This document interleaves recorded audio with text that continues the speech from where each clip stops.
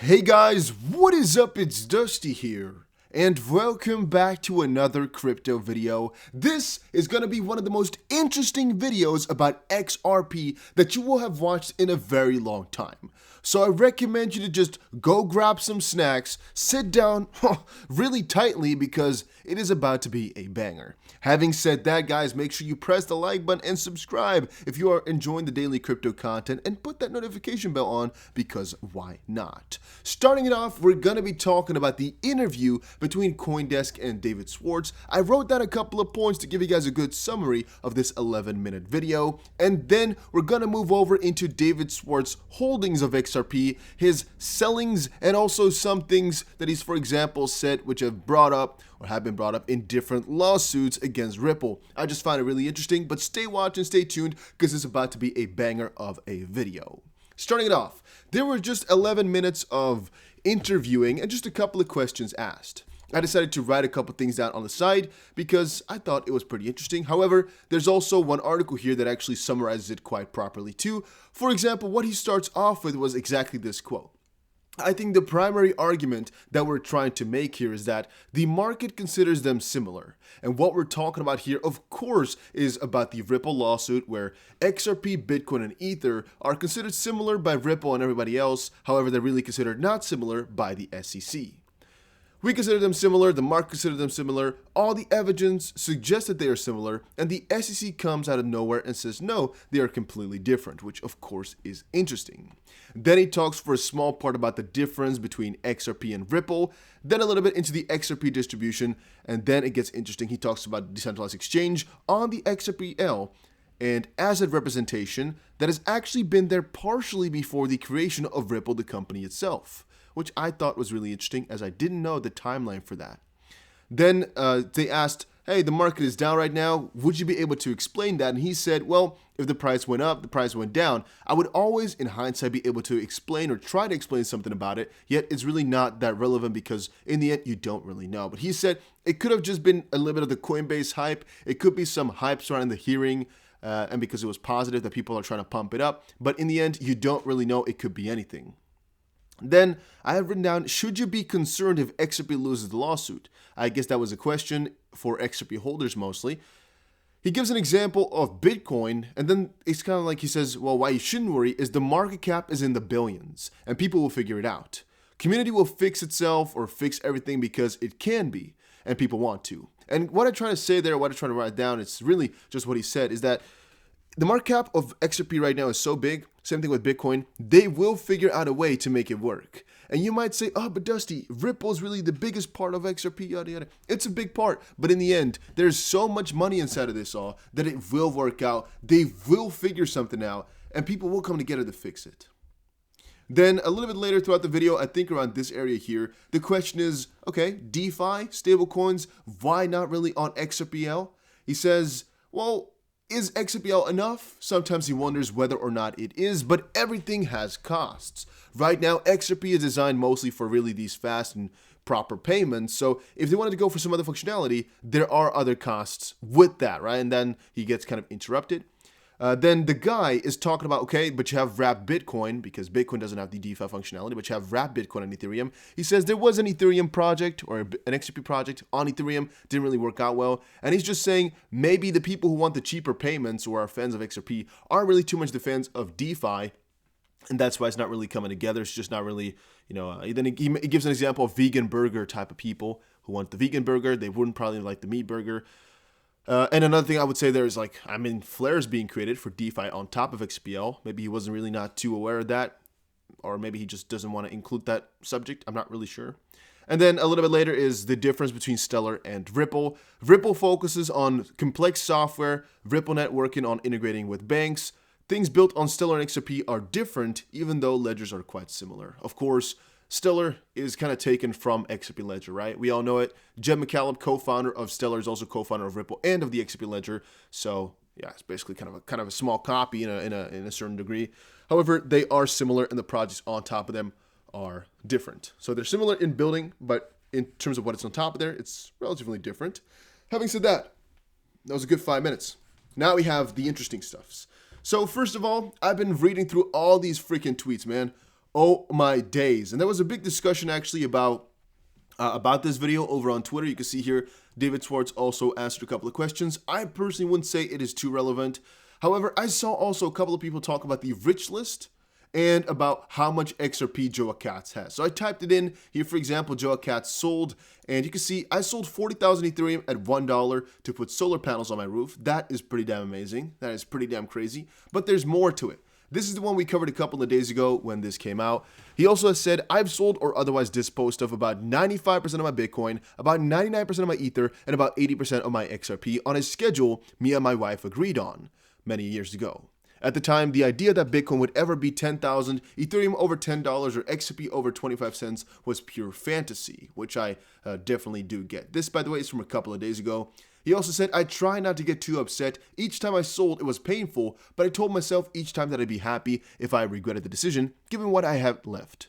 I'm naturally very risk averse, and I'm put in a situation I wouldn't normally choose. Okay, so for me, I would personally really not go that route. I'm kind of a risk seeker. I like it all. That's why we go for some shit coins. But hey, maybe if you really, didn't really expect to make anything of it and you got some and you're like, well, should we go for more or no? That you're just going to take some out every so often. Yeah, I can understand that too. Or if you're not that fortunate where you're not really sure what other opportunity in the world you're ever going to get, or you just want to take whatever you can. I'm not sure about that. Maybe it's just character trait. Then a little section about why XRP price can be higher, and that is actually where things get interesting. Because David Schwartz has tweeted a couple of times before in the past, and I even have one bookmarked, that the XRP price, let's actually look it up here, would help Ripple and would be beneficial to the system. Once more, if the XRP price is higher. You can pause it for yourself, quickly read through it. I don't think it's really necessary though. It's just about the idea that a higher XRP price could be very nice. And here you can see it once more. Right? The higher the price is, the less you move the market, the better it basically is. It's just a little thing you should keep in the back of your head. He's said that a couple of times before. Please consider this is his personal opinion. This is not the opinion of Ripple, the company, but from David Schwartz, an individual who may have any opinion that he wants to have. There's going to be some discussions about it, yes, and it's actually been brought up in court before, but in the end, it is just his own opinion, and I personally think he can give whatever the frick he wants because, well, it is a really valid one. It's a really logical one. The higher the price is, the easier it is to move payments, right? It's just logical. However, here's a little bit more about what he has sold.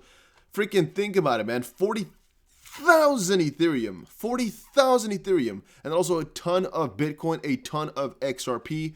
Let's quickly type it in here. 40,000 Ethereum is about $82 million. At peak, freaking maybe $90 million in terms of Ethereum that he's sold. Then that is only Ethereum. We also have XRP and Bitcoin to go, which most likely he has a ton because he's an early contributor to Bitcoin. He most likely had a ton of it because it was dirt cheap back in the day. And another thing you can find if you look through the interwebs is how much XRP he has, or at least had. He has said before in 2020, he has now between 1 and less than 10, so between 1 and 10 million XRP, right? So that means if he has sold a good chunk, let's say 80% of it, I don't know where it said it now anymore, here, 80% of it, and he still has between 1 and most likely so much left, right? Maybe, however, he means, because this is a little bit older, that right now he's actually sold even more, but then still it's going to be 1 million, and that means if he sold 80% of it, you guys can kind of calculate for yourself. He most likely had a freaking ton. There was another kind of talk here about Hino or Hilno. Here's a comment from Joa Cats himself that he sold his stash during January 2018, which aligns perfectly with the wallet. To make it clear, I don't blame him. It's reasonable to cash out. He built it, so why shouldn't he profit? And here it says, I hold some XRP that I bought on the open market over the years as well as other similar assets. When I first chose to put my money in, I agreed on a de-risking strategy with my wife so we ever have too much risk, which I've been following with some sadness. He now has replied a little bit later, a year later, said, this is still the case, still sticking to my de-risking strategy my wife and I agreed on when we agreed to put our own money into cryptos. What helped me not to be sad selling during the bull run was thinking how happy I'd be if I regretted my decision, but it still hurt, right? You guys get the picture. The majority of our XRP liquid assets is still in XRP that I purchased. Oh, sorry guys. The majority of our liquid assets is still XRP that I purchased on exchanges by market making. The majority of our illiquid asset is still Ripple stock. I'm going to have lots of skin in the game for the foreseeable future, whether I want it or not. So, he most likely had a freaking ton at the start then, huh?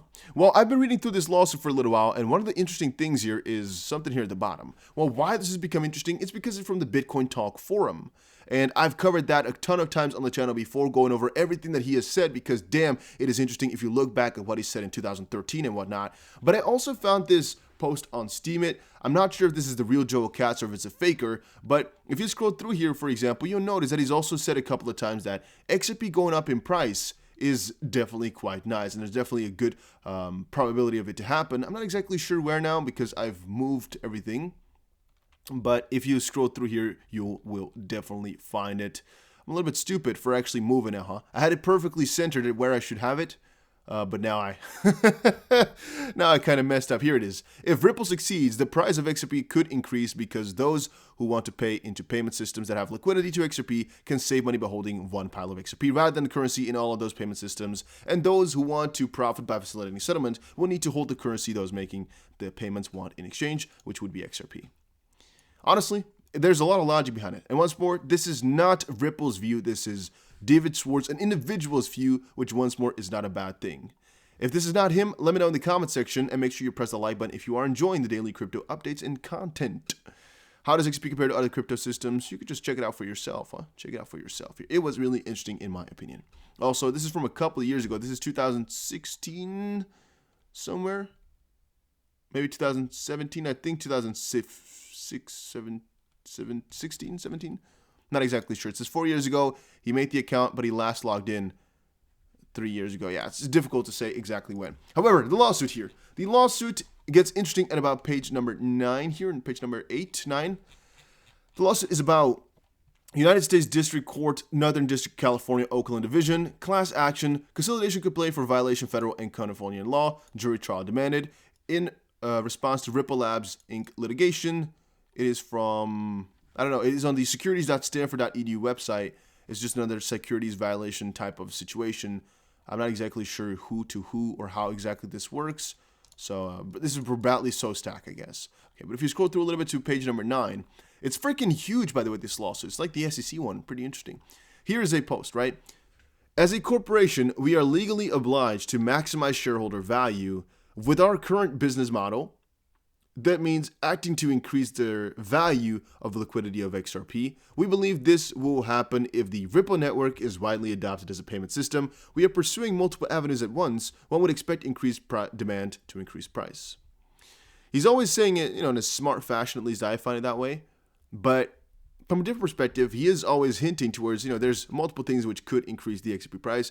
He is, of course, correct, as it's really logical too, but also from Ripple's incentive. And that does make me kind of wonder, what does he really think? Does he really think Ripple's activities make the, increase the price? If so, why does Ripple say that that's not the case? Is that a bad thing? Once more, I would say no, but you can decide that for yourself. Another kind of interesting question is, did he get the Joel Katz name from his Bitcoin address? That's also something interesting. I would think so. I think he got the name just because of this, right? Because it's Joel Katz in his start of his Bitcoin address, which is something interesting, I guess. Yeah, that's pretty funny. If your public address has that and you take the name of it because you feel connected to it. Oh, but yeah, that was it for my update here. I want you guys to just decide for yourself. However, it is pretty clear, in my opinion, that the CTO of Ripple right now does think a higher XRP price is beneficiary in a lot of different ways. You can read it up for yourself here. It's just really freaking obvious, in my opinion. But yeah, the question, in my opinion, does pop up.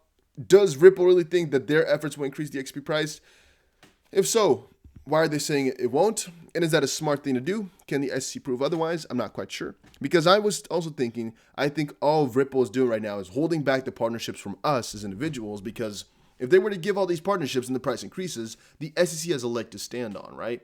However, in a different perspective, it's also not crazy or not really strange that some of these solutions that Ripple has been building are going to increase utility and thus increase price. Because I would also say utility in some way, shape, or form does increase price. And if Ripple, even though they might not be the only institution to do it, increases utility, then the price also increases.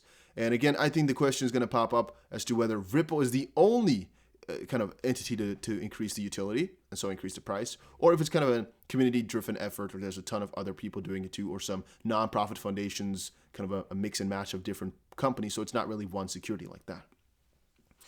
Whew, that was a juicy little video. Hopefully you guys all enjoyed it. Yeah, let me know what you think down below in the comment section, and I'll definitely see you guys again in another crypto update. So make sure you press the like button, make sure you subscribe, make sure you have the notification bell on, make sure you do it. I'll see you guys again in another crypto update.